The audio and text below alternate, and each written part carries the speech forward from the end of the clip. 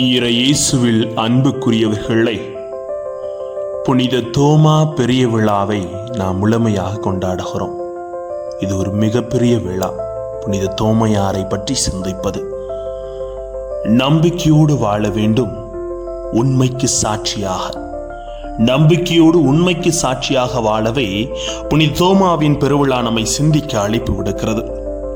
வார்த்தை உண்மைக்கு உரமூட்டமும், உண்மையின் வழியில் நாம் நிலைத்திருக்க தடைகளை தாண்டி நமக்கு எதிராக இருக்கிற தடைகளின் கற்களை உடைத்தெறிந்து அந்த தடைகளை நாம் முற்றிலுமாக விட்டொழித்து சந்தேகம் என்ற சிந்தனைகளை தூக்கி எறிந்து உண்மைக்கு உரம் கொடுக்க வார்த்தை அளிக்கிறது. கடந்து சென்று சிந்திக்கலாம் வாங்க. Praise the Lord. இயேசுவுக்கே புகழ், இயேசுவுக்கே நன்றி. இறைவனின் அருட்கரமும் அருளாசிரும் உங்களோடு உங்கள் குடும்பத்தோடும் நிறையாக தங்கிட உங்களை நான் வாழ்த்துகிறேன். புனித தோமாவை போல முழு உண்மை என்ன என்பதை தேடி அவ்வுண்மைக்காக நம்மையே சாட்சிகளாக கையளிக்கவே இறைவன் இன்று வார்த்தை வழியாக அழைப்பு விடுக்கிறார். புனித தோமாவை சந்தேக தோமாவாக பார்த்து அவரை சந்தேகப்படுகிற எல்லோருக்குமே பாதுகாவலர் என்பது போல ஏற்படுத்திவிட்டோம். இதன் காரணமாகவே என்னவோ அவர் இந்தியாவிற்கு வந்த திருத்தூதராக இருந்தபோது அவருக்கு கொடுக்கப்படும் முக்கியத்துவம், அவருக்கு நேர்ந்தளிக்கப்பட்ட ஆலயங்களின் எண்ணிக்கை குறைவாகவே இருக்கிறது.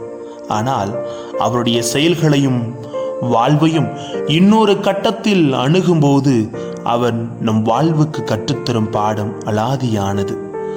அவர் கற்றுத்தரும் பாடத்தை நாம் இரு வரிகளில் அடக்கிவிடலாம்.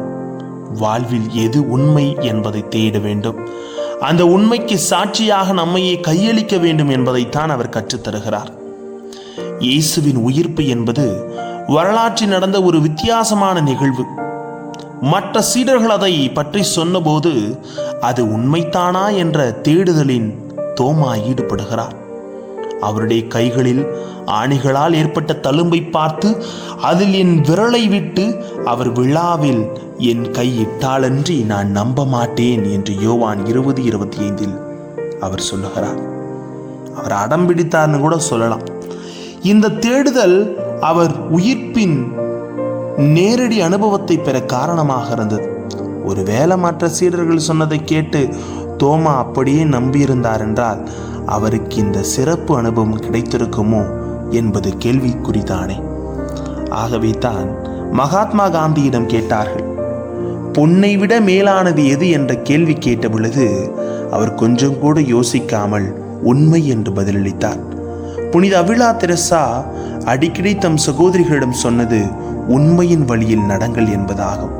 ஆகவே உண்மை என்பது நம்பிக்கையோடு வாழ நமக்கு ஒரு அச்சாணி வீராகவும் ஆணி வீராகவும் இருக்கிறது என்பதைத்தான் இறைவன் என்று நமக்கு உணர்த்துகிறார். அன்புமிக்கவர்களே, ஆகவே உண்மைக்கு என்றும் உரமூட்டுபவர்களாக, உண்மைக்கு சாட்சிகளாக நீங்களும் நானும் திகழ்ந்திட வேண்டும். கிறிஸ்து உயிர்த்தார் என்ற உண்மையை அறிந்து அனுபவித்த புனித தோமா அமைதியாக இருக்கவில்லை. இந்த உண்மையை அனைவருக்கும் அறிவிக்க புறப்படுகிறார். சீடர்கள் இயேசு உயிர்த்தார் என்று சொன்னதை தோமா நம்பாவதற்கு கீழ்கண்ட காரணமும் இருந்திருக்க கூடும். அதாவது, வரலாற்றில் மாபெரும் நிகழ்வான இயேசுவின் உயிர்ப்பை ஏனைய சீடர்கள் கண்ட பின்பும் தொடர்ந்து அவர்கள் தங்களையே அறைக்குள் அடைத்து கொண்டு கிடந்ததை அவரால் புரிந்து கொள்ள முடியவில்லை. இயேசு உயிர்த்தார் என்பது உண்மை என்றால் சீடர்கள் மனத்துணிவோடு வெளியேறி யாருக்கும் அஞ்சாமல் அந்த செய்தியை அறிவித்திருக்க வேண்டும் அல்லவா என்பது தான் தோமாவின் கேள்வியாகும். எனவே சீடர்களின் கோழைத்தனத்தையும் அச்சத்தையும் பார்த்து இவர்கள் உண்மையில் இயேசுவின் உயிர்ப்பை அனுபவித்தவர்கள்தானா என்ற சந்தேகத்தை எழுப்பியதால் வியந்து போனதும் இல்லை. எனவே தான் இயேசுவின் உயிர்ப்பை கேள்விக்குட்படுத்தினார். அதே வேளையில் தோமா கிறிஸ்துவின் உயிர்ப்பை அனுபவித்த பின் வித்தியாசமான மனிதனாக மாறினார். வீரியம் அவரது வாழ்வுக்குள் நுழைந்தது. வித்தியாசமான காலச்சூழல், புதிய பண்பாடு, வேற்று இனம், புதிய மொழி போன்ற தடைகள் அவரை தடுத்து நிறுத்தவில்லை. தான் அறிந்து அனுபவித்த உயிர்ப்பின் உண்மையை எல்லோரும் தெரிந்து கொள்ள வேண்டும் என்பதற்காக பல சிக்கல்களை கடந்து இந்தியா வந்தார். அதற்கு சாட்சியாக தன் உயிரையும் கையளித்தார். இதுதான் உண்மை. நாம் உண்மை என்று எதை ஏற்றுக்கொள்ளுகிறோமோ நம்புகிறோமோ அதற்கு சாட்சிகளாக வாழ்வதற்கான அழைப்பை என்று தோமா நமக்கு முன் வைத்திருக்கிறார். துரதிருஷ்டவசமாக நாம் எது உண்மை என்று தெரிந்தாலும் அதை வெளிப்படையாக சொல்வதில்லை, அதற்கு சாட்சிகளாக வாழ்வதில்லை. அதனால் சிக்கல்களும் பிரச்சனைகளும் எதிர்ப்புகளும் கேலி பேச்சுகளும் வரும் என்று எண்ணி வாயை மூடி மௌனமாக இருந்து விடுகிறோம். ஆகவே வாழ்க்கையில் நாம் என்றுமே உண்மையின் மகத்துவத்தை எடுத்து கூடுபவர்களாக இருக்க வேண்டும். உண்மையை யாரும் மறைக்க முடியாது, அதன் ஆட்சியிலிருந்து யாரும் அகன்று சென்று விடவும் முடியாது. இந்த உண்மையை நாம் எந்த அளவிற்கு கண்டுகொள்ளுகிறோமோ அந்த அளவிற்கு நம் வாழ்வு செழிக்கும். தோமாவின் உண்மைக்கான தேடல் நம் தேடலின் வேகத்தை பல மடங்கு அதிகரிக்கட்டும். அவ்வுண்மைக்கு சாட்சிகளாக உயிர் கொடுத்து அவரது வீரம் நம்மையும் சாட்சியாக வாழ அழைக்கட்டும் என்பதை உணர்ந்து நாம் உண்மைக்கு சாட்சியாக இருக்க நம்மில் உண்மையை தேடுவோம், பிறர் வாழ்வில் உண்மையை எழுச்சி ஊட்டுவோம், அதன் வழி ஆசிரியை பெறுவோம். ஜெபிப்போமா.